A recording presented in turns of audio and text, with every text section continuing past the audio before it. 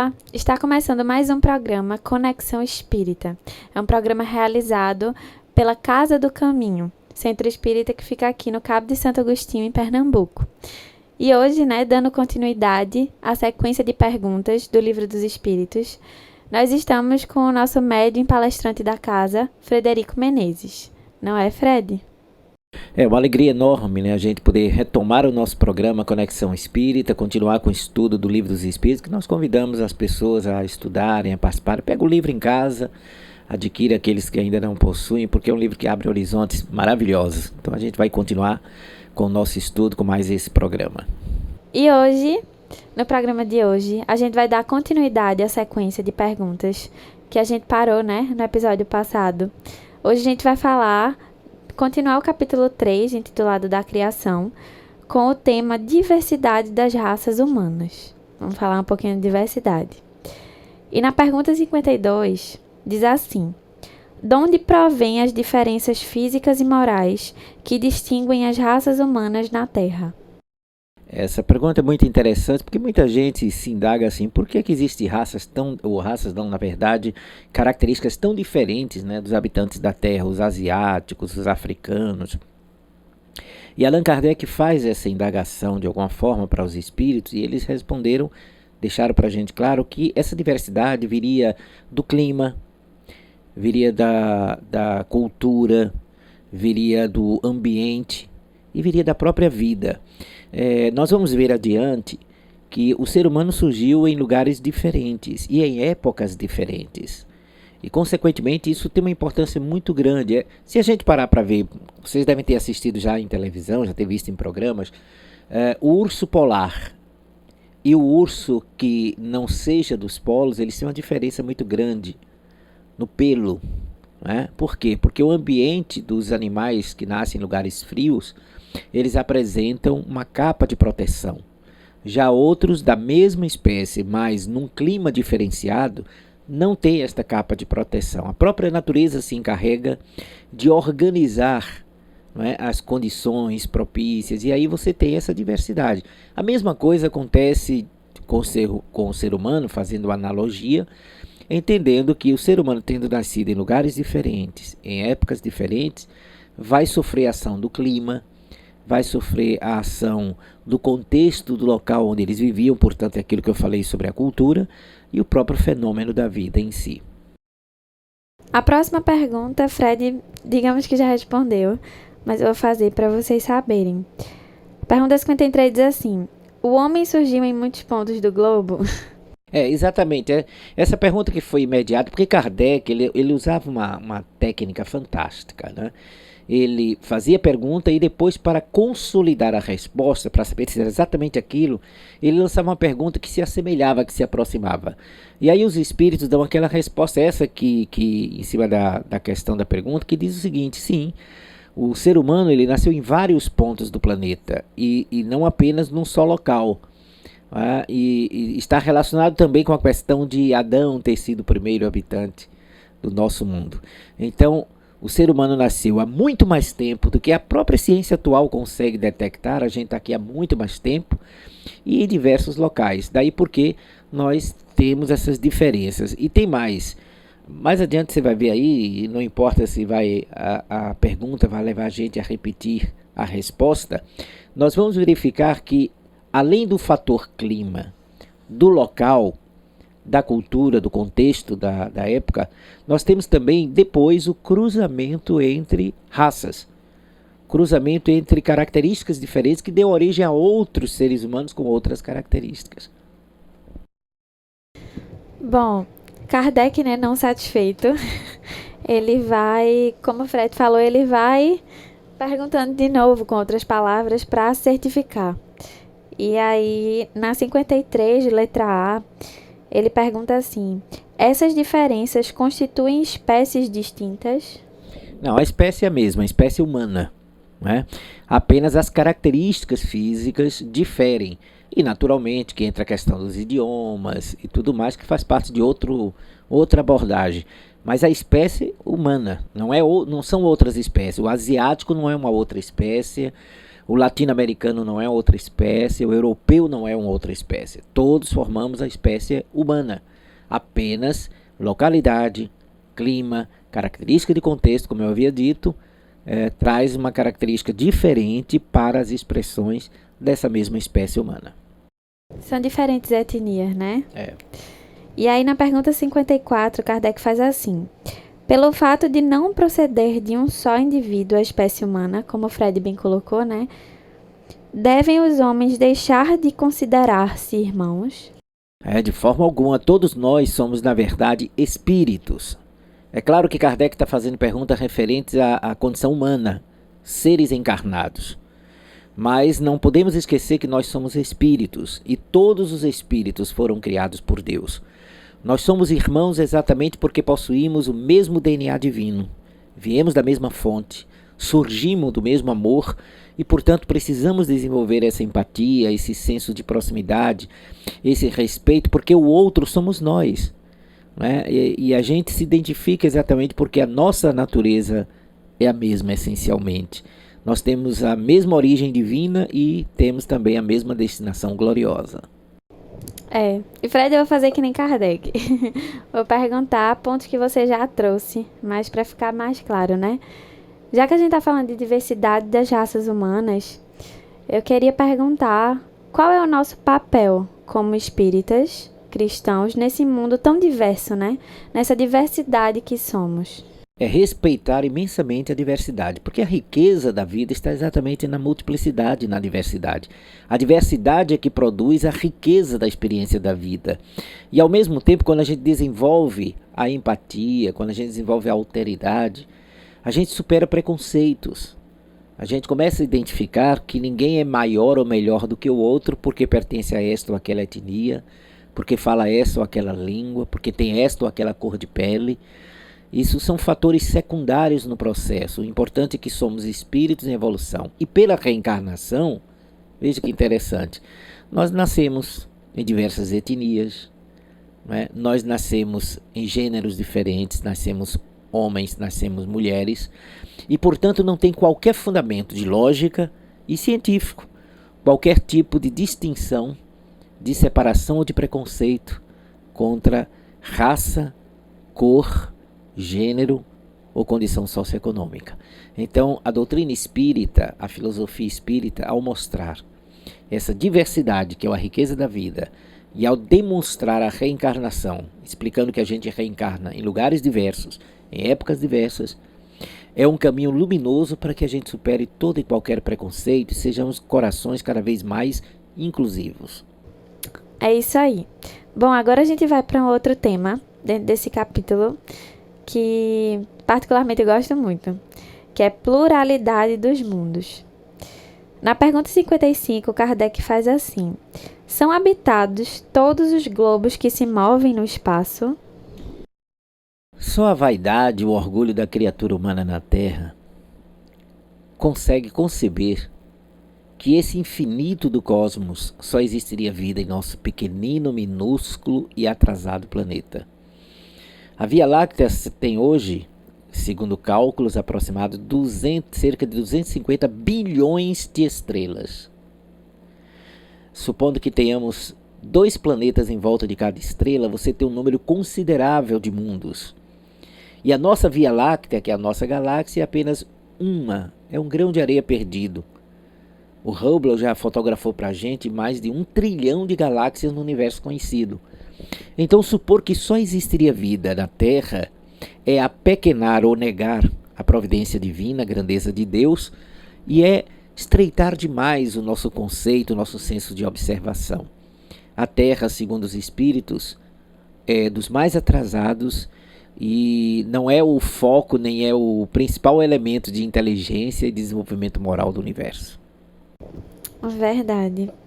E Fred, a doutrina espírita não é só religião e filosofia, né? É ciência. Exatamente.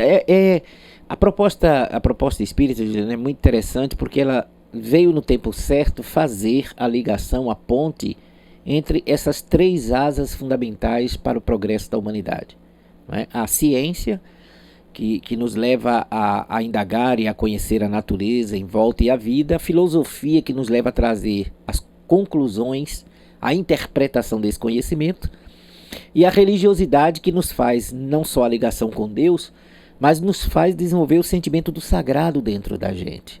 Então, essa filosofia, essa ciência e essa vida moral, que é a religiosidade, a religião natural, é um esplendor que foi entregue por Deus à nossa humanidade.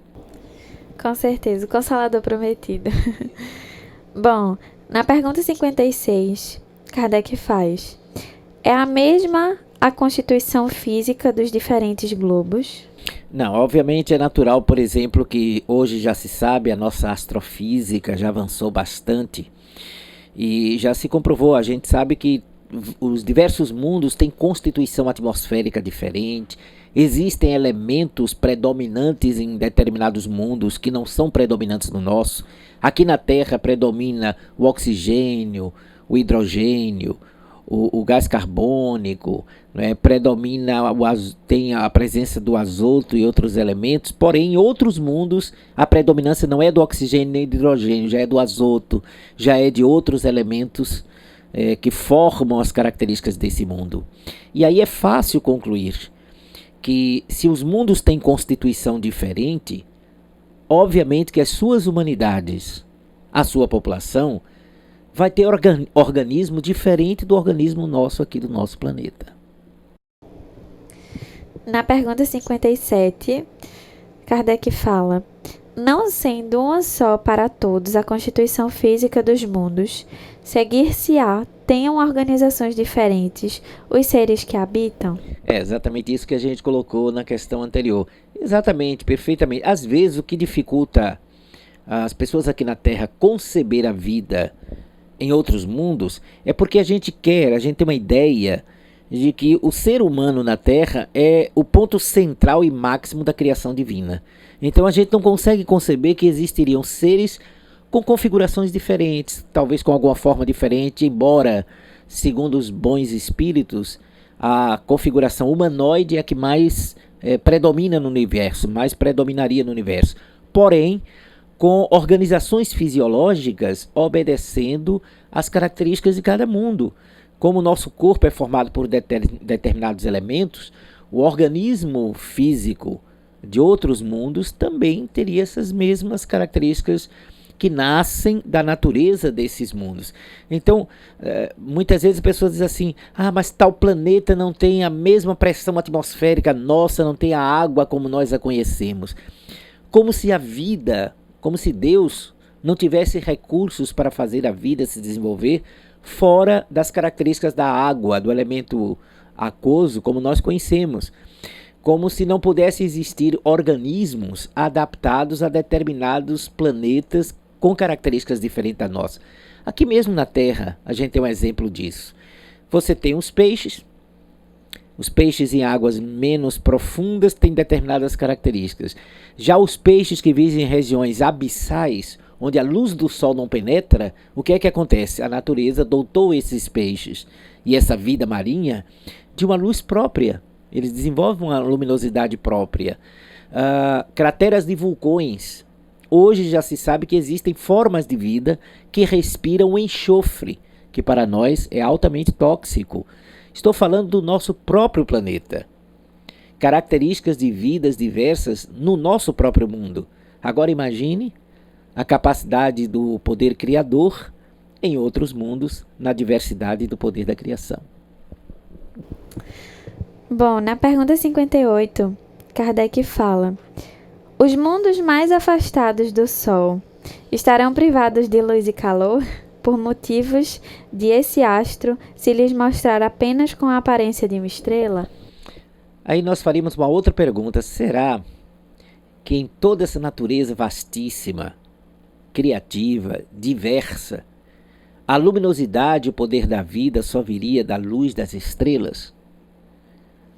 Por exemplo, será que a eletricidade, que é um dos elementos que nós já conhecemos aqui no planeta, não exerceria em outros mundos, distantes da sua estrela, um poder de alimentação, de clarear a vida em volta, de favorecer a vida em volta? Será que só teríamos que ter vida na distância que a nossa Terra está do Sol. Então, não se priva a existência apenas porque nós não concebemos formas diferentes de existir. O Livro dos Espíritos, nessa questão, Júlia, que você fez a pergunta, é muito clara a resposta dos bons espíritos, mostrando que existem o magnetismo, a eletricidade, existem corpos, e aí é uma informação que não está ali no Livro dos Espíritos especificamente, mas que nós encontramos em obras de Chico Xavier. Existem corpos que não são corpos de carne como o nosso, e sim corpos de almas reencarnadas. Reencarnada é a forma para a gente entender. Na verdade, corpos de vida perecível. Espíritos que estão evoluindo utilizando corpos diferentes do nosso. Corpos de energia, corpos de magnetismo, corpos de eletricidade ou de outros elementos que nós não conhecemos na atualidade. Ô Fred, e explorando mais um pouquinho esse tema, assim, muitas vezes, né, a gente, no nosso orgulho, no nosso egoísmo, na nossa vaidade, a gente não para pensar que não é porque a gente não vê hoje, né, atualmente na ciência, que não existem outras formas de vida nos outros mundos. Exatamente, você falou uma coisa importante, o fato é a gente não ver, né? Muita gente diz assim, mas eu não vejo, como é que isso existe? Gente, é relativamente simples, é só a gente olhar aqui a nossa vida na Terra, olha só, nosso mundo está girando numa velocidade extraordinária em torno do seu próprio eixo. A gente sente isso? Não. A gente não fica tonto, a gente não tomba, e no entanto a gente não está vendo a Terra girar em torno do próprio eixo. A Terra está se movimentando numa velocidade extraordinária de milhares e milhares de quilômetros por segundo em torno do Sol. E a gente também não sente isso. A gente consegue catalogar algo devido a dias e noites, não é? E as estações do ano.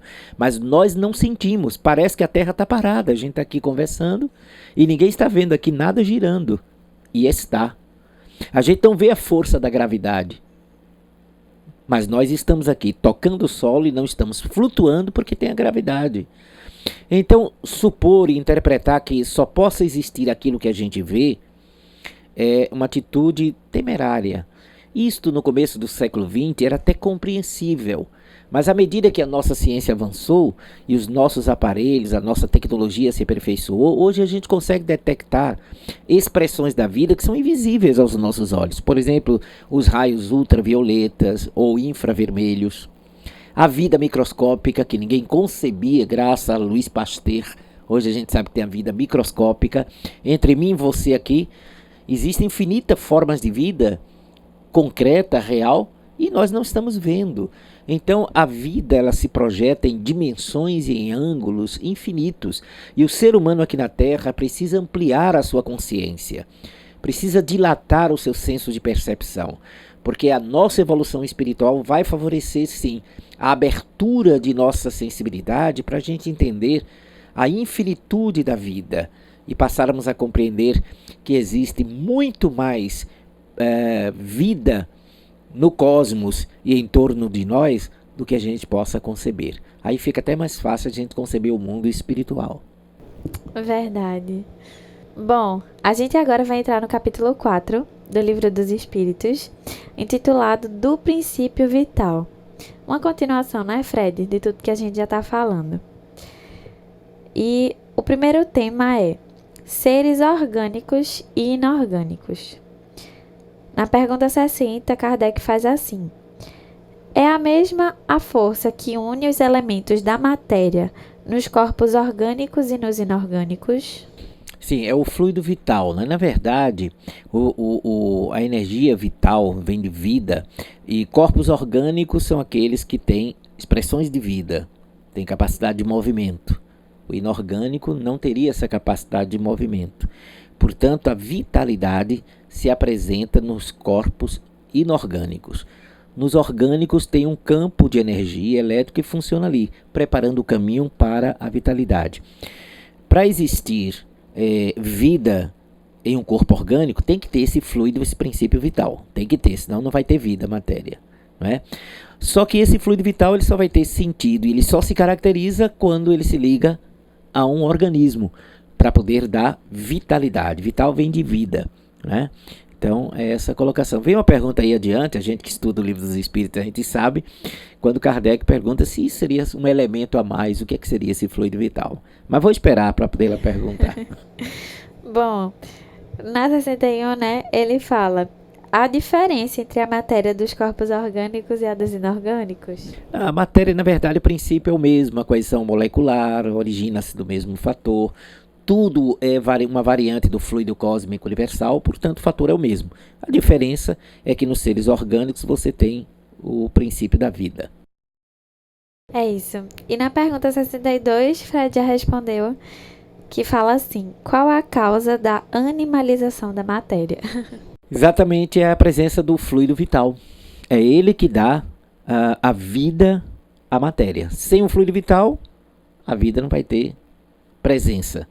Tá certo? E naturalmente que para o fluido vital ter sentido, ele precisa de uma matéria para que ele a vitalize. É verdade.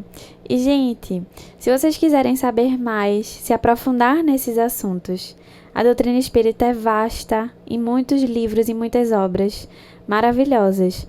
A gente aqui hoje, né, tá com o Livro dos Espíritos, com os esclarecimentos de Fred, mas tem o livro A Gênese, tem o livro Céu e Inferno, tem o livro Evangelho segundo o Espiritismo, que assim são obras maravilhosas que a gente tem muito prazer, né, de conhecer, de debater, de discutir. E é muito importante que vocês aí de casa possam dar uma olhadinha, porque vocês vão se encantar e não vão querer parar mais de ler e de conhecer mais sobre a doutrina, que tanto nos esclarece, né, Fred?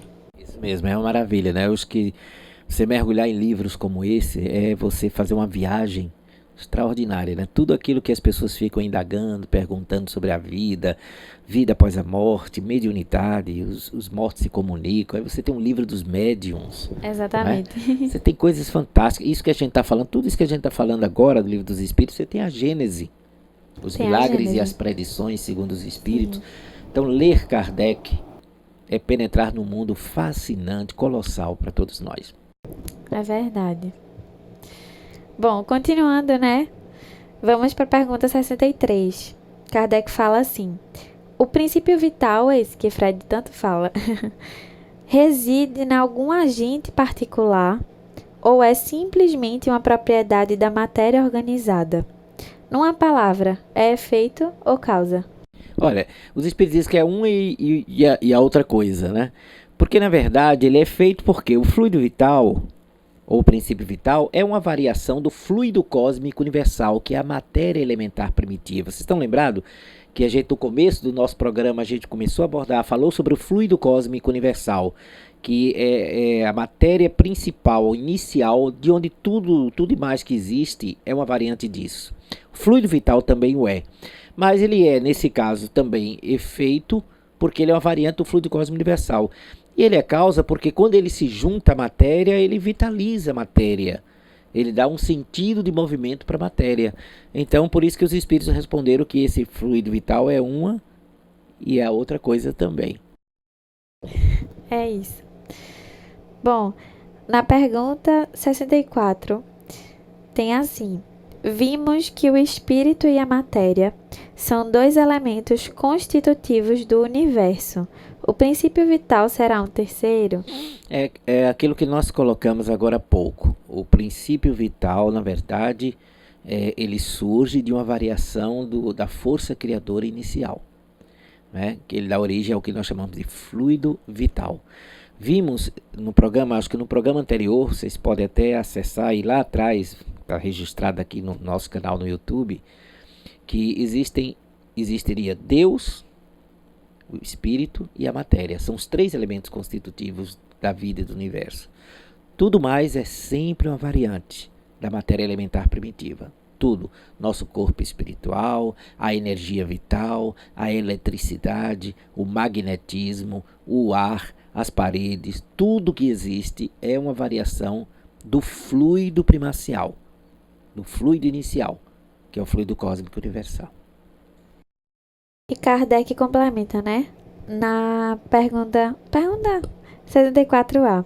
Ele diz assim: parece resultar daí que a vitalidade não tem seu princípio no agente primitivo distinto, e sim numa propriedade especial da matéria universal, devido a certas modificações, né, Fred? Exato, é a variação que acontece.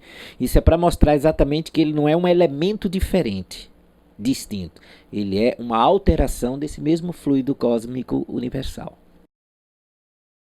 Na pergunta 65, Kardec diz: o princípio vital reside em algum dos corpos que conhecemos?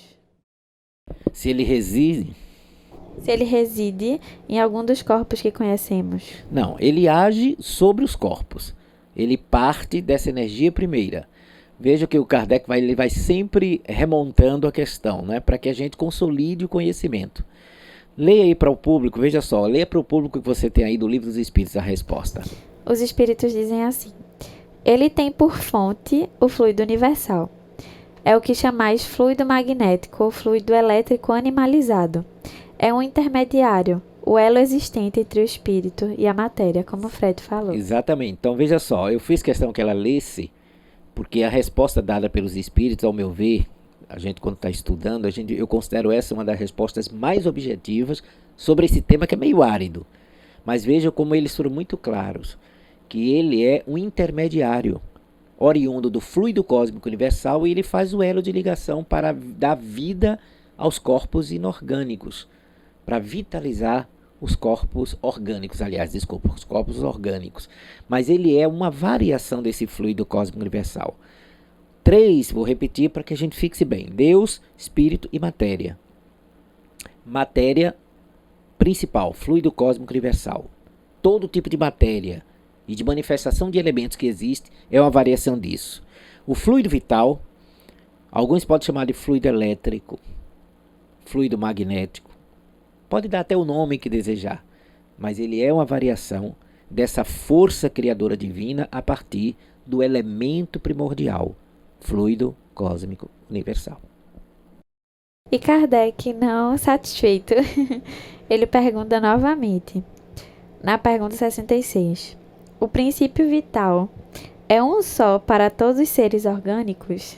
Sim, o princípio em si é o mesmo, né, que vai dar vitalidade. Agora, é claro que, levando-se em consideração características de alguns corpos orgânicos, de algumas formas de espécies de vida, ele vai ganhar algumas peculiaridades. Mas o princípio em si é o mesmo. Na pergunta 67, Kardec faz assim: a vitalidade é atributo permanente do agente vital ou se desenvolve tão só pelo funcionamento dos órgãos? Novamente, sempre o problema da linguagem humana. Aliás, no Livro dos Espíritos, os Espíritos têm um momento, a gente vai ver isso adiante, que eles dizem: procurem se entender. Isso é um problema da linguagem humana, não é? A gente abordou essa mesma questão anteriormente, nas questões anteriores. Não é? Para que você tenha aqui o nosso órgão, por exemplo, o meu corpo aqui, eu estou me movendo, eu sou espírito, estou usando o corpo físico. Mas para que eu, como espírito, possa utilizar este corpo, ele precisa estar com o fluido vital. Senão eu não consigo mover este corpo. O órgão, para ter vida, ele precisa desse elemento elétrico, magnético, não importa o nome que a gente dê. É o que produz a capacidade de vida do organismo. Tá? O espírito é que vai intelectualizar a matéria. Mas o que dá vida à matéria é esse fluido vital. Então essa é a questão que a gente precisa se entender, e que a nomenclatura, as palavras humanas terminam se perdendo no entendimento. Na pergunta 67A, Kardec fala: poder-se-á dizer que a vitalidade se acha em estado latente quando o agente vital não está unido ao corpo? Sim, ele existe no estado que no momento propício para que a vida se manifeste, aquilo ali se dá. Então ele tem está no estado latente, né? Inclusive na formação da Terra, a gente viu isso no começo, acho que no segundo programa, quando chegou o momento de ter vida na Terra, aí os espíritos responderam que o elemento de vitalização estava em estado de germen, que Emmanuel, guia espiritual de Chico Xavier, na obra, se não me falha a memória, A Caminho da Luz, ele chama de protoplasma divino. Uma geleia, entre aspas, para a gente se entender o que ele queria dizer, uma geleia fluídica que carregaria em estado latente a vida, que seria o fluido vital, a capacidade de gerar movimento e vida no planeta. Então é isso, gente. Ficamos aqui com mais um programa, né, Conexão Espírita. A gente pede imensamente a ajuda de vocês para que vocês se inscrevam no canal, curtam o vídeo, compartilhem, comentem o que vocês acharam. Isso é muito importante para a gente saber se vocês estão gostando. Deem sugestões, o que vocês querem ver aqui, se tem alguma pergunta que Fred pode responder. E com certeza a gente vai fazer o melhor para que vocês sanem as dúvidas. Então é isso. Muito obrigada pela audiência, pela companhia. Mais um programa Conexão Espírita. E até o próximo. Grande abraço a todos. E no próximo programa vamos continuar destrinchando esta mensagem fantástica do mundo celestial para todos nós.